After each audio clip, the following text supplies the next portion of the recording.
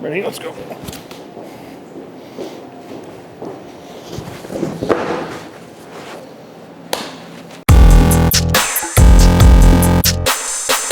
Here at Ohio City Provisions, we work with whole animal butchery.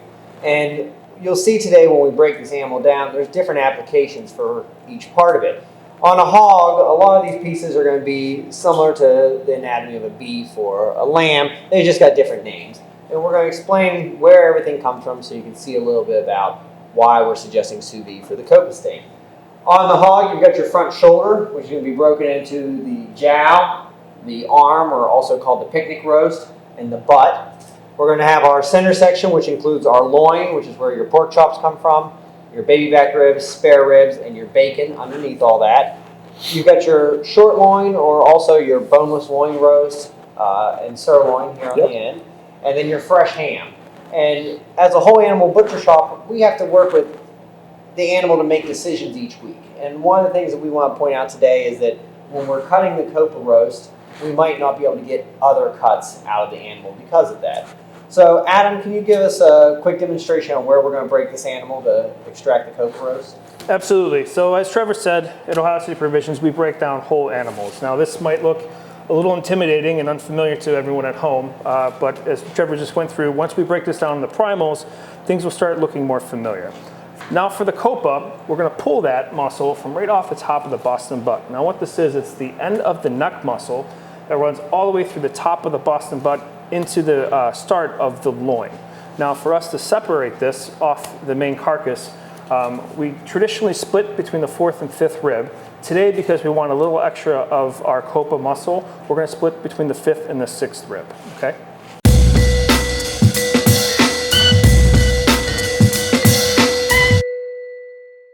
And now that we've broken the animal into primals and then further subprimals as they're called, we now get to make a decision based on not only what we cut, but what the customer wants and sometimes what the seasons are dictating.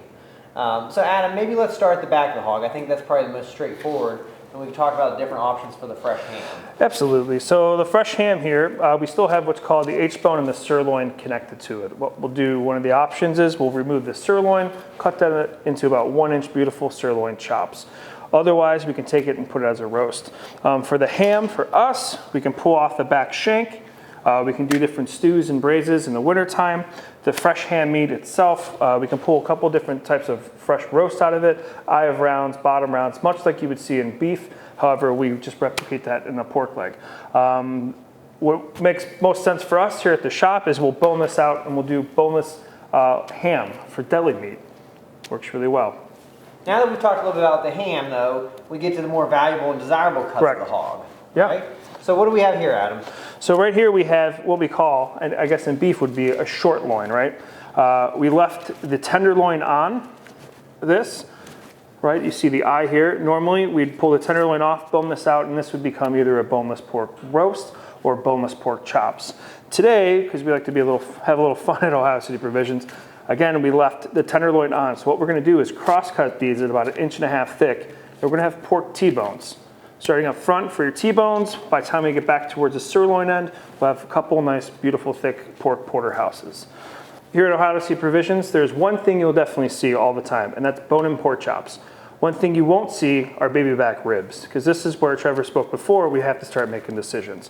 We can pull all these bones off with a little bit of loin attached, and that would be our back ribs or baby back ribs.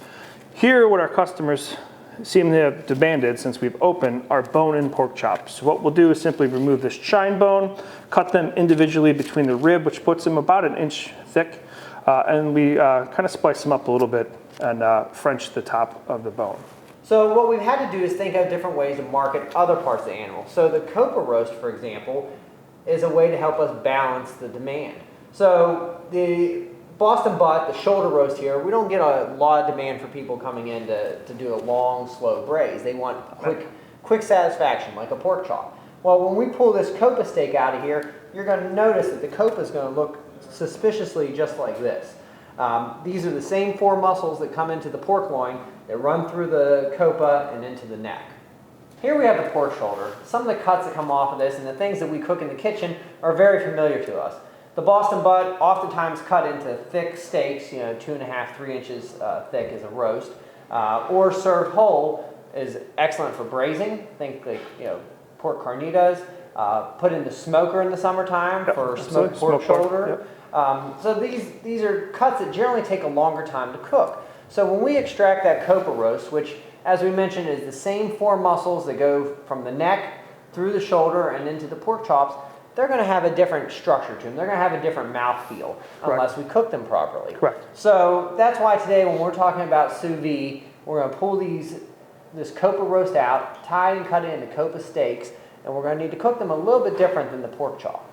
So Adam, what are we going to do here to get to the Copa steak? All right, so first we're going to remove the rest of the spinal column, all right? We're going to start with the beginning of this rib cage, follow that up to the spine, and then peel off these feather bones up top here. Well, we have many different types of butchery knives that we use throughout the whole carcass. Today when we start using this, cutting into the subprimals, we're going to want to use just a standard boning knife. Now this is by a company named Forstner, very, very sharp. What we want is a semi-flex or semi-stiff, if you will, just a little bit of give on it. What that gives is going to allow you is as you're cutting around the bone, it'll bend, but still stiff enough to cut through the cartilage, right? This one right here, they make all different shapes and sizes, but this is 6 inches, plenty enough to get the job done. And as you can see, Adam's taking his boning knife and he's tracing along and up along the bone. So the goal with the boning knife is not to cut into the flesh, but actually to ride right along the edge of that bone and get it in every little crevice so that later we can clean up that cut, clean up that markable cut the way we want. Correct. So you see he's holding it what's called pistol grip right now and just trying to get the tip of that knife. He's cutting with the last ½ an inch or so and just kind of pulling it right along the neck there. Now that we removed what we call the neck bones, you want to save these. These are perfect for your Sunday sauce or throw out to the dog. So as you can see now, Adam has exposed that Copa muscle here, but it's still kind of buried on top of the shoulder blade here. So in the Boston butt roast, that's what we have prepared now. We would clean up a little bit of the excess fat off the outside. If you want the whole thing, there you go. Most of our customers want an individual roast, so we usually cut it about 2.5 or 3 inches and get about 5 or 6 roasts out of this individual muscle. All right, now that we removed the neck bones off of our Boston butt, we're going to try to separate the Copa from the rest of the shoulder. Now if you look, you can start to see the eye, all right? We're going to follow that back and you can kind of see a natural seam develop, right? What we're going to do is cut almost a straight cut down until we hit the back of the scapula or the shoulder bone. Here we go. All right, now to clean up this Copa, what we're going to do is take off this fat cap. Pretty easy. You can come to either side and just ride along this natural seam that's going to ride right underneath the back fat and the top of the shoulder muscle.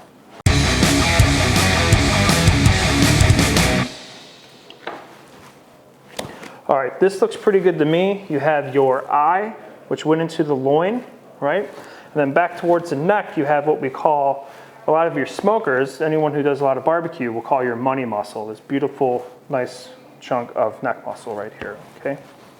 At this point, we're going to tie it up and cut it into steaks. We're going to tie this up with some butcher's twine here at Ohio City Provisions. We like to sport this red, white, and blue.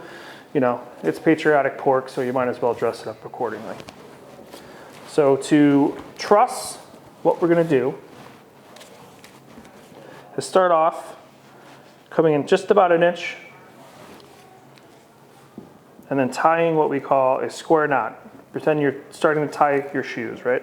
1 cinch knot, and then add 1 more on top of it, okay? At this point, you can cut that string. All right, so we got our cinch knot. Now we're going to do our loop. And it's very important here that when we do our make our first loop, we want to twist it twice. What that's going to do is cinch the knot shut very, very tightly. And as we cut our steaks, hence cutting through our twine, those knots are going to hold. If you just do one twist, your whole truss will fall apart. All right, so here we go. I'll try to do it slow for you guys. 1, 2. And then you're going to go just about 1 inch, 1.5 inches, pull up, and cinch down. You don't have to pull too tight, just get it pretty uniform, all right? If you pull too tight sometimes, your string will cut into the meat. So here we go again, 1, 2, again, about 1 inch apart. Go forward. Now as we get to the end, you're going to start to come to a point right here. You might not be able to get a cinch knot on here, okay? So we're just going to do something called facing and square this off. But at that point, you have yourself a nice truss roast. All right, now that we have our Copa roast nice bound and tied, we're going to slice it. Before you cut, flip the roast over and just make sure that your strings are straight. As you slice through the roast in between the strings in the bottom half, you don't want to cut your strings on the top of the roast, okay?